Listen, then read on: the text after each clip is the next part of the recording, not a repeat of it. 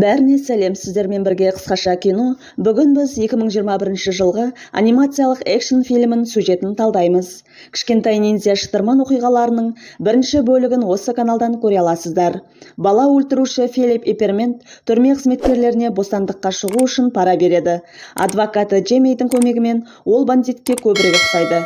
Филипп өзінің қылмыстық ісіндегі маңызды дәлелдерді, соның ішінде ниндзя қуыршағын өртеп жібереді. Джейми негізгі куәгерді өлтіреді. Филиппке тиесілі тоқыма фабрикасының менеджері және онда істеген көптеген балалар із-түзсіз жоғалып кетеді. Джон Алекстің өгей әкесі отбасына тамаша жаңалығымен бөліседі. Мобильді қосымшасын үлкен компания өте жақсы ақшаға сатып алады. Осының құрметіне ер адам отбасы мүшелеріне демалысқа шығуға және барғысы келетін жерге дауыс беруді ұсынады. Шон Джонның туған ұлы Алексті Испанияға дауыс беруді көндіреді. Өйткені ол испан пончиктерін жақсы көреді. Сонымен бірге Алекс өзін қатты күйзеліске ұшыратады. Өйткені Джессикамен қарым-қатынасын енді бастады. Енді жігітті елемейді, қоңырауларымен мәтіндеріне жауап бермейді. Бұл ойлар Алексті қатты мазалағаны сонша өзін өзі басқара алмайды және жаттығулар кезінде күлкілі құлауларға жол береді.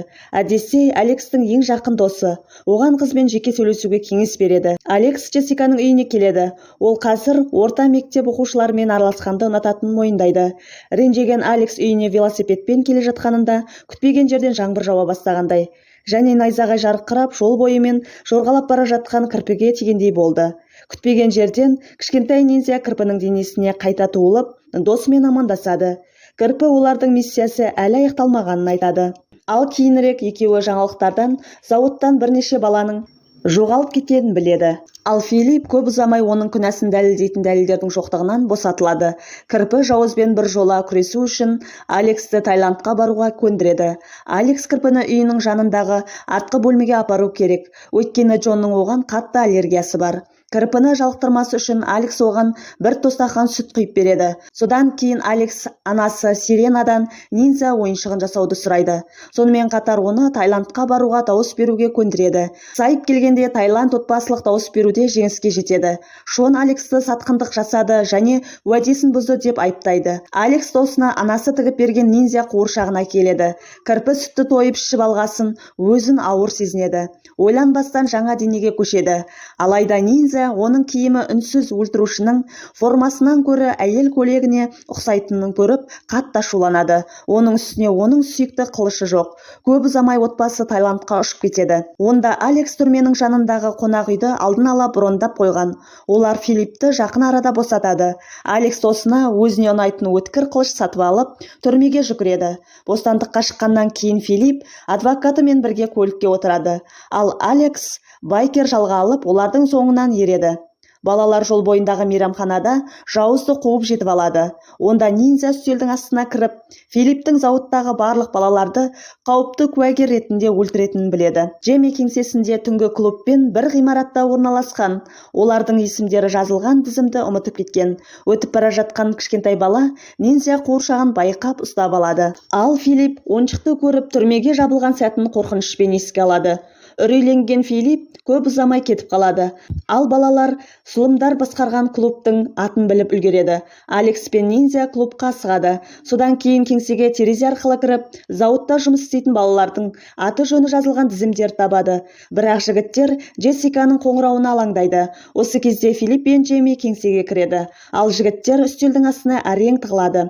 Ал Филипп тізімді алып, ең алдымен осы жерден алыс емес Кухуан аралына тұратын және жұмыс істейтін Ханиби есімді кішкентай қызбен айналысатындарын айтады. Күтпеген жерден Алекстің телефоны шырылдай бастайды. Оны басып үлгермейді. Ал жігіт қателесіп осында адасып кеттім деп сылтау айтады. Алайда Филипп көшеде мейрамханада Алексті көргенін есіне алады. Ол олардың соңынан еріп келе жатқанын түсінеді. Джеймиге баламен ісін шешуін айтып, өзі шығып кетеді. Ниндзя досының ақмақ ісін өзі шешеді деп ол да шығып кетеді. Филиппті қуып жетуге асығады. Ниндзя балалар тізімі жазылған журналды алуға тырысып жатқанда, өтіп бара жатқан байкер қағып кетеді. Джейми шындықты айтпаса, Алексті өлтіремін деп қорқытады. Бақытымызға орай, дәл осы сәтте кеңсеге дәретхана іздеп жүрген, бірақ есікті дұрыс түсінбеген мас Алексттің ағасы Стюарт кіреді. жиенін өлім қаупі төніп тұрғанын көріп, ағасы Жауызды ұрып жығады. Алекс ағасымен бірге туыстарына қайтып келеді. Олар Стюарттың үнемі мас болғанын көргеніне мүлдем қуанбайды. Өйткені олардың бүкіл демалысын бұзуы мүмкін. Көп ұзамай отбасы қонақ үйге оралады. Алекс кішкентай досына қауіпті жағдайда жалғыз қалдырғаны үшін ашуланады. Шон Алекстің күдікті әрекетін көріп, балконға қарай жүгіргенін көреді. Жігіт ағасын өзімен сөйлесіп тұрғанын сендіреді. Алекс жақындарын бірнеше күні Кухуан аралына баруға көндіреді. Онда олар жақсы демалуға, сондай-ақ үнемі мас болып жүретін Стюарт ағайдан құтылуға болады. Келесі күні отбасы аралға жүзіп барады. Тек ағайдан құтылу мүмкін емес. Алекс аралдағы барлық мейрамханаларды айналып өтуді шешеді. Өйткені ол кішкентай Ханибидің қайсысында жұмыс істейтінін нақты білмейді. Жігіт барлық мейрамханалардың қызметкерлерімен сұхбаттасады, бірақ өкінішке орай олардың ешқайсысы кішкентай қыз туралы естімеген. Соңғы сәтте шарасыз Алекс сүңгуір маманы Джаспермен кездестіреді. Ол Ханибидің қайда жұмыс істейтінін білемін деп мәлімдейді. Екеуі кешке сүңгуірдің кеңсесінде кездесуге келіседі. Алекс жағажайдағы қонақ үйге қайтып келіп, ниндзямен әрі қарай не істеу керектігі туралы сөйлесіп жатқанда, Шон олардың әңгімесін дронға орнатылған бейнекамераға түсіріп алады. Ересектерге олардың құпиясын айтпауын айтып қорқытады. Ниндзя ересектерге олардың құпиясын айтпауын айтып қорқытады. Алекс өзімен бірге қауіпті миссияға барудан басқа амал жоқ. Шон сыртта күтіп қалады. Алекс Джаспердің кеңсесіне кіреді. Оны қазірдің өзінде қарулы Филипп пен Джейми күтіп тұр. Олар телефонды жасөспірімнен бірден алып кетеді. Ниндзя қаскөйлерге асығады, бірақ Джейми мылтықпен ержүрек баланы атып тастайды. Оқ жауынгердің денесінде үлкен тесік жасайды. Ол арқылы оның барлық төсеніштері төгіліп тегістеледі. Жауыздар Джасперді басынан ұрып ұйықтатып тастайды. Содан кейін оны Алекс ниндзямен бірге артқы бөлмеге қамап тастайды. Жауыздар плитаның үстіне газ баллонын қойып, одан кейін жарылыс апатқа ұқсайтындай етіп кетіп қалады. Алекс есіктің астына сырғыту үшін ниндзяның көзін жұлып алады. Көшеде келе жатып ниндзя Шоннан көмек сұрайды. Ал жасөспірімдер екеуі артқы бөлмеден үлкен жарылысқа дейін Джасперді алып шығады. Ал Джаспер Ханибидің жылан фирмасының жанындағы Хальмер мейрамханасында жұмыс істейтінін мойындайды. Алекс Шонмен және ниндзямен бірге скутерге мініп мейрамханаға асығады. Алекс жолда кішкентай жауынгердің ішін дөңгелек конфетке толтырып жатыр. Өкінішке орай зұлымдар жігіттерді байқап, олардың артынан қуады. Дүрбелеңде Алекс бір түймені жоғалтады, бірақ ол ниндзяның басына екіншісін бекітіп үлгереді. Күрескер кем дегенде бір көзбен көреді. Ниндзя мотоциклдегі екі ақымақтан құтыла алады. Содан кейін жігіттер мейрамханаға сәтті жетеді. Филипп оқиға орнына сәл ертерек келіп, Ханибиді ұрлап алмақ болды. Бірақ қыз зұлым адамды байқап, король жыланды ұстайтын сарайға қашып кетті. Ниндзя көшеде Джеймимен төбелесіп жатқанда, Алекс қызға көмектесу үшін сарайға асығады. Ниндзя өзінің қатал қылышымен жауыздың оғын тоқтата алады. Содан кейін Джеймиді нокаутқа түсіріп байлап тастайды.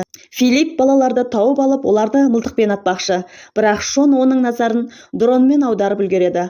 Ал Алекс айналып келіп теуіп, оның мылтығын алып алады. Жігіт жауыздың тоқтауын сұрайды, бірақ ол ашуланып, балдарға қарай жүгіріп жатқанда, темірге басы соғып, тікелей контейнердің үстіне түседі.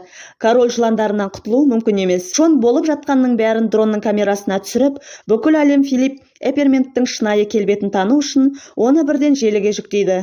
Джессика Алекстің зұлым адаммен қалай жақсы қарым-қатынаста болғанын көріп, олардың қарым-қатынасын қалпына келтіргісі келіп, оны бірден шақырады. Тек Алекс енді өзін емес, өзінің салқын қандылығын ұнататын қызбен араласқысы келмейді, және ол ақыры Джессикамен арасын үзеді. Алекс қайғылы миссия аяқталғаннан кейін ниндзяның қайтадан жоғалып кететініне сенімді, бірақ кішкентай жауынгер досының қасында қалуды шешеді.